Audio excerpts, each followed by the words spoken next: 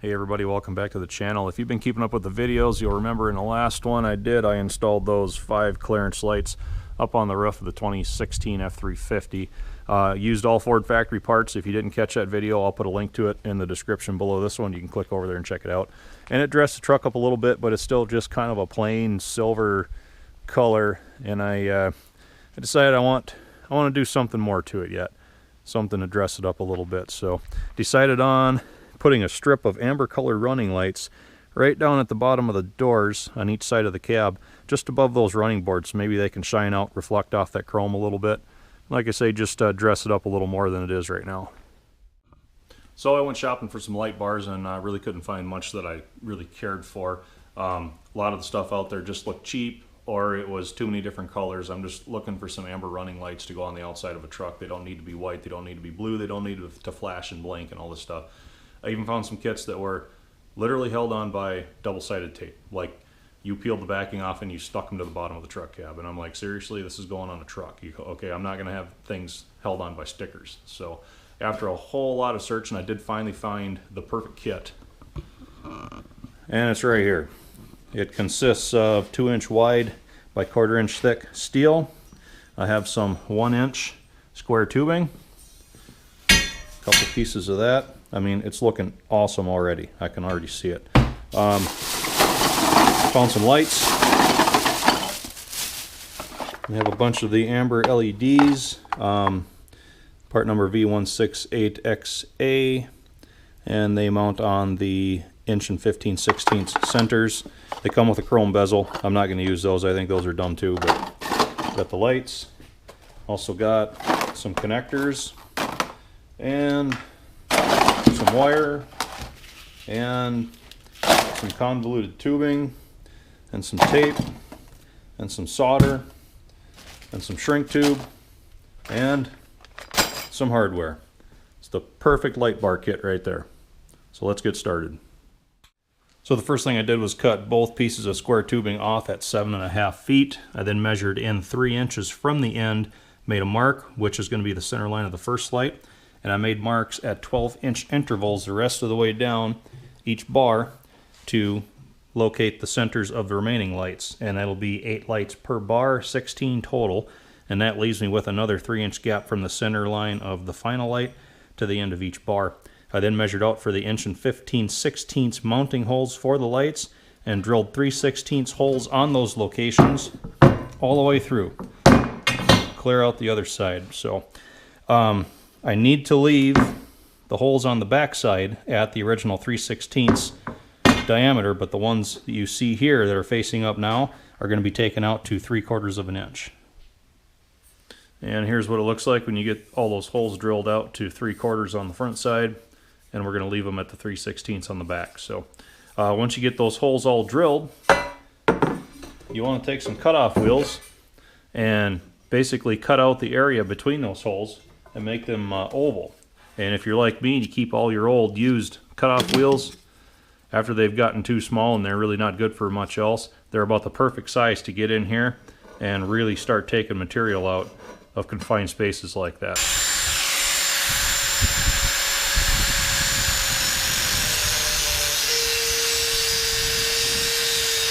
So this is what you're trying to accomplish right here. Basically turning 2 3/4 holes into one oval shaped hole. And you guys see where I'm going with this? Those lights are going to be inset into the bar a little bit to protect them and also make it look like a lot cleaner of an install. And now that the slots are cut in both of the bars, it's time to trim out the ends a little bit. So what I'm going to do is cut out this triangular portion here on each side, and I'll leave this top edge here to be kind of like a flap so that once this material is removed, I can bend this edge down and it'll give me something that's like this right here. It just kind of finishes off the end of the bar at a 45-degree angle.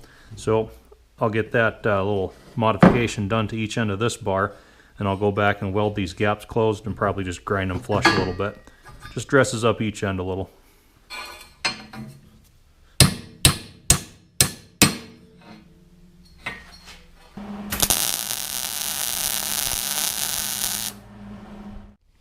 Now that I have the ends of both bars dressed up, it's time to start deciding how I want to mount them to the bottom part of the cab. So I have them loosely clamped to the running board brackets right now, just to kind of hold them in the position that I'd like to have them. We'll climb underneath the truck, have a better look. So at several places along the bottom of the cab on each side, there's unused holes such as these, and there's 3 good spots down each side where I can use existing holes without even having to drill, so that's a good thing. So I'm going to make simple L brackets that will utilize 2 of these holes, come down and then come out and just cradle underneath the bar. I can then weld the bar right to those brackets. So that should be simple enough.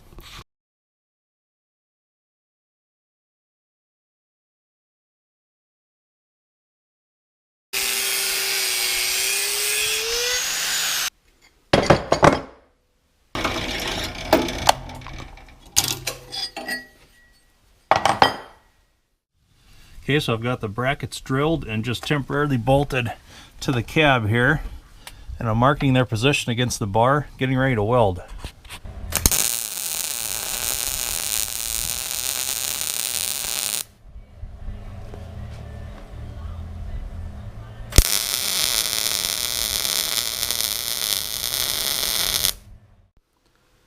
Now that I've got the mounting brackets all welded on, the steel fabrication part of these light bars should be complete. You can also see I've drilled some drain holes in the bottom and also some holes for the wiring to enter into the bar for the lights. And I just need to do the final interior exterior surface prep for some paint now. I'm just going to do some regular black paint inside the light openings, but for the exterior I'm going to go with this do-it-yourself bed liner material. I've had pretty good luck with this in the past, and considering these are down by the front wheels, they might catch a few rocks, so you need something a little more robust than just regular paint. If you really wanted to do these up right, you could probably take it to your local auto body shop or whoever does spray in bed liners, see if they would even entertain the possibility of doing an industrial coating on these for you. But for me, I'm just going this route right here, gonna do it all myself. Okay, now that I've got both the bars covered in the black paint and the bed liner material, they're going to take a little while to fully cure. So at this point I'm going to switch gears and start working on the wiring. And of course, the first part of wiring anything on a vehicle is finding a good power source and getting a good ground. And guys, again, we're back inside the garage. It's Minnesota here. It's winter outside all the time, so of course we're inside the garage. The lighting's going to be horrible. I apologize for that, but just please bear with me. So for finding a good power source for these lights, I decided I did not want to just tap off of an existing running light wire, since the body control module on these trucks so closely monitors the current and amperage draw of all those lighting systems. I was afraid of causing myself some problems, but I do have the Ford factory installed upfitter switches in this, aux1, aux2, aux3, and aux4, and they are already fuse protected circuits. They are switched power, meaning that once the key is turned off, anything that's still left on those switches will also turn off, so in case I forget one in the on position, those lights aren't going to stay on and drain my battery down. Plus there are some good takeouts right down here under the dash that those 4 upfitter switches feed, so I decided I'm going to use one of those. And now to choose which switch I want to use, they have a pretty good breakdown right in your owner's manual here, right where Ford Motor Company holds all of its best kept secrets, right in everybody's own glove box. So we have the breakdown of the 4 switches. You can see aux1 is a 25 amp fuse protected circuit, as is aux2. aux3 is only a 10 amp, and I think that's what I'm going to use because these LEDs draw such a little current. I think a 10 amp is going to be just fine. aux4 is a 15 amp, but we'll use aux3. So switch number 3 is what's going to illuminate my exterior lights when I so choose to have them on. So now they tell you the wire color to look for in your takeouts down under the dash. aux3 is a violet wire with a green trace. So we're looking for a violet and green wire, which I've already located. Hopefully you can see right up in this harness right here. Those are your wires for your upfitter switch takeout. So I've already got the violet green wire pulled out, and I've soldered and shrink tubed it onto a brown wire. Now, in my mind, from years of doing trailer wiring, brown is usually always your tail lights and white is usually always ground. So we have a brown wire hooked to our power source from our upfitter switch, and that is piggybacked along with a white wire that goes up. Hopefully I can give you a view. right up here to this unused stud that I found. That's my ground circuit. I put an eyelet on the end of this white wire, cleaned that surface down to bare metal, coated it in dielectric grease, and that's going to be my constant ground for my lights. So again, this is Minnesota. We're in a road salt corrosion state, so anytime I can keep a ground point inside the vehicle where it stays clean and dry, it's just going to make life easier. And also Ford Motor Company is very good about giving you a spot in this firewall grommet right here to run these circuits that you tap from your upfitter switch takeouts. So I got both of those wires ran through this grommet and out into the engine bay. And out in the engine bay now, you can see where I ran those wires through the firewall way down there. That's where the grommet is. And brought them up to here, and then here's the other end of them. And I put these 2-pin flat connectors on there because I really don't like hardwiring anything. I like having the option of just quickly disconnecting some wires in case I need to work on some of these components and get something out of the way, or take the piece off that I'm wiring on. It just makes it a lot easier to deal with it all around. So, and the brown wire had to turn into a red because I could only find these connectors in red and white, but I was able to keep white as the ground circuit, so that should be all right. So we've got our power and our ground routed this far. Now to work on the harnesses that go out to the lights. And here's what those harnesses start out looking like. I use the same brown and white wire. I got the same 2-pin flat connector soldered and shrink tubed onto the end. I like to try and stagger my solder joints a little bit so that they're not all balled up in one spot and making the harness too big around in that area. And I like to use a good quality shrink tube that has the glue that melts out and really seals things up. This is what I prefer. I get it from the Ford dealer where I work, part number WT5627-A. Very good stuff. Next step then is to start routing the harnesses into the light bars. You can see I've got the exposed portions protected in the convoluted tubing. And where they go into the bar, I made sure to put a little rubber grommet there to just further protect anything from chafing on any metal. Then it's just a matter of wiring all the lights in, joining all of them to the circuits that are inside the bar. You can see again good soldered connections. I use the same high quality shrink tube to seal everything up. Helps to keep everything working a lot better, a lot longer that way. And you can also see how when the lights are mounted in, they're sticking out of the bar a little bit. The way I chose to do that was to make all these little spacers, and it actually was pretty simple. I took 1/4-inch steel brake line, cut it off in segments that are 5/8 of an inch long, strung them all on this piece of wire, and gave them a coat of flat black paint. And I'm using stainless number 8x32 screws to hold the lights in because they fit through the mounting holes really well.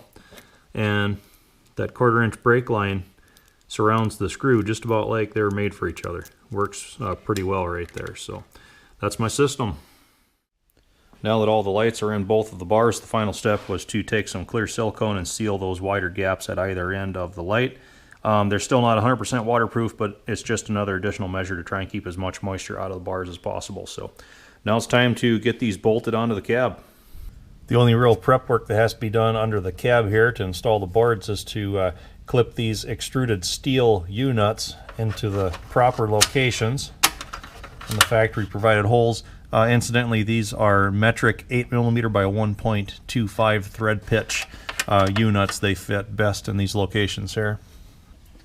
Now I can work the bars in place and get them bolted up.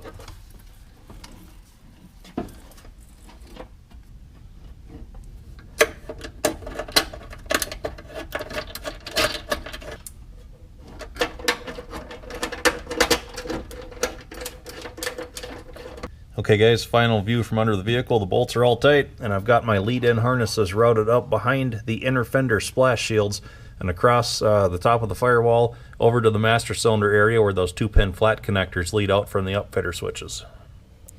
And with a little bit of electrical contact grease on the connector pins, I just need to hook both of the connectors up. And with that, we're done. Let's get this outside and see how it looks. Okay guys, we got the truck outside, it's running, and the parking lights are on. So I'm going to do a lot of the talking from inside the truck here because the wind outside is horrible right now and I don't want it to completely ruin the video. But remember, I wired the auxiliary lights, or the extra lights I just did, into the upfitter switches. So in this mode right here with the switches off, the only exterior lights that are going to be on are just the original factory equipment ones. So to turn those light bars on, We go to aux 3, flip it up, the little LED indicator comes on, indicating you have good power output, and those exterior lights should be on. One other thing I want to show you, in addition to those lights under the cab, I also added one of the short light bars below the tailgate there.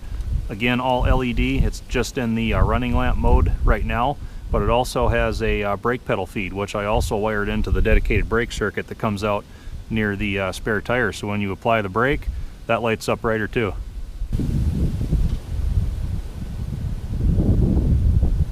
And like I said, these upfitter switches are switched power. So I'll come over here and shut the key off. Watch the little LED on aux 3. Key off, it goes out. That means all the exterior lights are out too. So a good battery saving feature there. So that's the finished product. They fit well, they function like they should, so overall I'm pretty happy with how it turned out.